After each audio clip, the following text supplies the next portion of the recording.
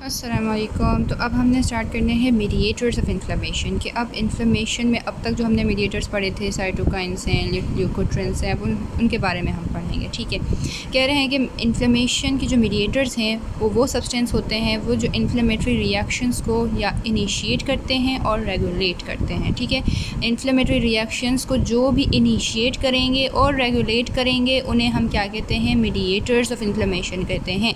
Although the harried students may find the list of mediators daunting, as do professors, it is worthy to note that this knowledge has been used to design a large armamentarium of anti-inflammatory agents that are used every day by many people and which induce familiar drugs such as aspirin and acetaminophen. ठीक हो गया। कह रहे हैं कि बहुत से हमारे पास मीडिएटर्स होते हैं, एक लिस्ट होती है और वो जैसे कि और वो हमारे यहाँ ड्रग्स बना अगर हम पूरी जाहिर सी बात है हम पीछे भी ये पढ़ते हुए आए हैं, नहीं ये मैं अपना पढ़ी तो आगे आया था, सॉरी। तो खैर ऐसा था कि जो भी मैकेनिज़म्स हम समझते हैं तो उन मैकेनिज़म को समझना सिर्फ ये नहीं होता कि भाई हाँ हमें पता चले कौन सा कब रिएक्शन हुआ, कौन सा कब केमिकल सिक्रीट हुआ, किसने क्या किया। हम उन मैकेनिज़म्स को समझने का हमारा जो एम होता है वो यही होता है कि हम ड्रग्स बना सकें।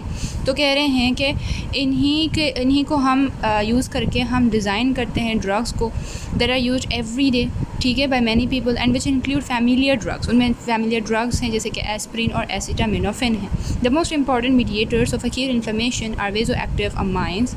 अब कह रहे हैं जो हमारे पास मीडिएटर्स हैं इंपॉर्टेंटली जो एक्यूट इन्फ्लेमेशन में है, ये पूरा टॉपिक तो हम एक्यूट इन्फ्लेमेशन का ही पढ़ रहे हैं, ठीक है। वो कौन से होते हैं? कुछ होते हैं वेज़ोएक्टिव अमाइंस, ठीक है, वेज़ोएक्टिव अमाइंस होते हैं। कुछ होते हैं लिपिड प्रोडक्ट्स जैसे कि प्रोस्टाग्लैंडिन्स और ल्यूकोट्रिन्स हो गए, और कौन से हैं? साइटोकाइंस हैं, साइटोकाइंस भी हैं। तो हमारे पास 3 अब तक हैं, vasoactive amines, lipid products and cytokines. अब साइटोकाइंस में कीमोकाइंस आ जाते हैं and products of complementary activation है, कॉम्प्लीमेंट प्रोटीन्स जो हमारे पास सारे होते हैं, ठीक हो गया। तो 4 चीज़ें हैं, vasoactive amines, lipid products, cytokines and complement activation. We begin by summarising the general properties of mediators of inflammation and then discuss some of the more important molecules. सबसे पहले हम क्या करेंगे, मीडिएटर्स पढ़ेंगे और फिर हम उनमें से और भी जो मॉलिक्यूल्स हैं इंपॉर्टेंट वो पढ़ेंगे। तो मीडिएटर्स में भी produce locally bye sales produce करते हैं locally eight the site of inflammation, और मे बी डिलीवर्ड, फिर वो या तो मतलब ऐसा होगा कि जहाँ पर इन्फेक्शन हुआ या इंजरी हुई वहीं पर जो लोकली प्रेजेंट हैं वही प्रोड्यूस कर जाएंगे, ठीक हो गया। या फिर क्या होगा कि भाई वो दूर दराज से घूम फिर कर आएंगे और उस जगह पर आके एक्ट करेंगे, ठीक है। From circulating inactive precursors that are activated at the site of inflammation.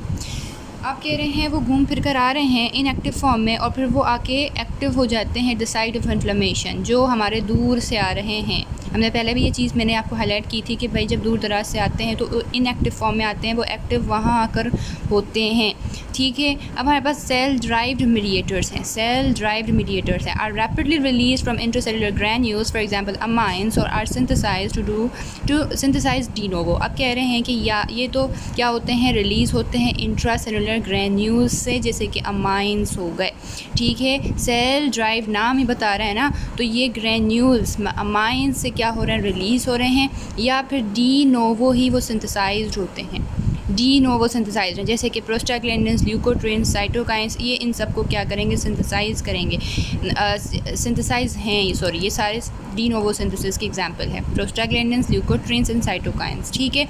In response to a stimulus, जब भी कोई स्टिमुलस मिलता है ऑफकोर्स तभी होगा। The major cell types that produce, तो हमने अब तक सेल ड्राइव मीडिएटर्स कौन से पढ़े, एक वो जो इंट्रासेलुलर ग्रैन्यूल्स से रिलीज़ होते हैं, दूसरे वो जो डी नोवो सिंथेसिस हैं, ठीक है। The major cell types that produce mediators of acute inflammation are tissue macrophages। जो हमारे पास मेजर सेल टाइप्स हैं जो मीडिएटर्स प्रोड्यूस करते हैं, वो सेल टाइप्स जो मीडिएटर्स प्रोड्यूस करते हैं वो सेल टाइप्स कौन कौन से हैं, macrophages, dendritic cells, mast cells, okay. Macrophages, dendritic cells, mast cells, but platelets, neutrophils, endothelial cells and most epithelia also can be induced to elaborate some of the mediators। लेकिन कह रहे हैं कि भाई endothelial cells, neutrophils, platelets ये सब भी कुछ ना कुछ मीडिएटर्स रिलीज़ कर सकते हैं, सिक्रीट कर सकते हैं। Okay, therefore cell derived mediators are most important. तभी सेल ड्राइव्ड मीडिएटर्स इंपॉर्टेंट होते हैं रिएक्शंस के लिए against offending agents in tissues. अब हमारे पास एक तो थे सेल ड्राइव, दूसरे कौन से हैं, प्लाज्मा ड्राइव्ड मीडिएटर्स, जैसे कि कॉम्प्लीमेंट प्रोटीन्स। ये प्रेजेंट होते हैं सर्कुलेशन में, ये सर्कुलेशन में नॉर्मली प्रेजेंट होते हैं but in their inactive form that must be activated usually by a series of proteolytic cleavages. ठीक है, प्रोटीलाइटिक क्लीवेज होती है तब ये एक्टिव हो जाते हैं, अदरवाइज सर्कुलेशन में नॉर्मली इनएक्टिव होते हैं। To acquire their biologic properties they are produced mainly in the liver and are effective against circulating microbes and also can be recruited in tissues. अब कह रहे हैं ये प्रोड्यूस कहाँ होते हैं, लिवर में प्रोड्यूस होते हैं, और ये किसके अगेंस्ट काम करते हैं, सर्कुलेटिंग माइक्रोब। क्या सर्कुलेशन में मौजूद हैं तो सर्कुलेटिंग माइक्रोब्स के ही अगेंस्ट ये इफेक्टिव होंगे। प्रोड्यूस कहाँ से होते हैं, लिवर से होते हैं। कौन और इनको एक्टिव करवाता है, प्रोटीलाइटिक क्लीवेज के थ्रू होते हैं। And can also be recruited into tissues, लेकिन ये सिर्फ और सिर्फ सर्कुलेशन में ही तक नहीं रहते बल्कि ये रिक्रूट होकर टिश्यूज़ तक भी जाते हैं। Okay, so we have two types of mediators, cell derived mediators and plasma derived mediators. Okay, cell derived mediators and plasma derived mediators. Now दूसरा पॉइंट क्या है, active mediators are produced only in response to various molecules that stimulate inflammation. जो active mediators हैं वो सिर्फ तभी produce होते हैं जब उन्हें कोई स्टिमुलेट इन्फ्लेमेशन का मिलता है। In response to various molecules के रिस्पॉन्स में बहुत से एक्टिव मीडिएटर्स प्रोड्यूस होते हैं, फिर ये जाके करते हैं इन्फ्लेमेशन को stimulate, including microbial products.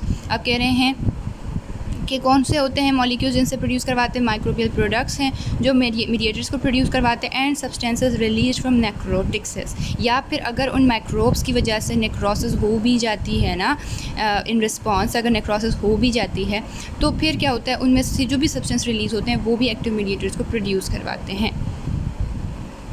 Many of these stimulate triggered well defined receptors. अब बहुत से स्टिमुलस क्या करते हैं, रिसेप्टर्स को क्या करेंगे, ट्रिगर करेंगे, फिर वो उनसे सिग्नलिंग पाथवेज होंगे। The usual requirement for microbes और dead tissues as the initiating stimulus ensure that inflammation is normally triggered only when and where it is needed. है ना, हम कह रहे हैं कि भाई माइक्रोब्स के लिए जो भी या डेड टिश्यूज़ के लिए जो भी रिक्वायरमेंट्स हैं ताकि एक स्टिमुलस इनिशिएट हो जाए और फिर इस तरह से इन्फ्लेमेशन इनिशिएट हो जाए, ये तब होता है जब हमें इन सब चीज़ों की ज़रूरत होगी कि भाई हाँ इन्फ्लेमेशन हो और ना पूरा प्रोसेस चले, तभी हमें नीड होती है इन सब चीज़ों की।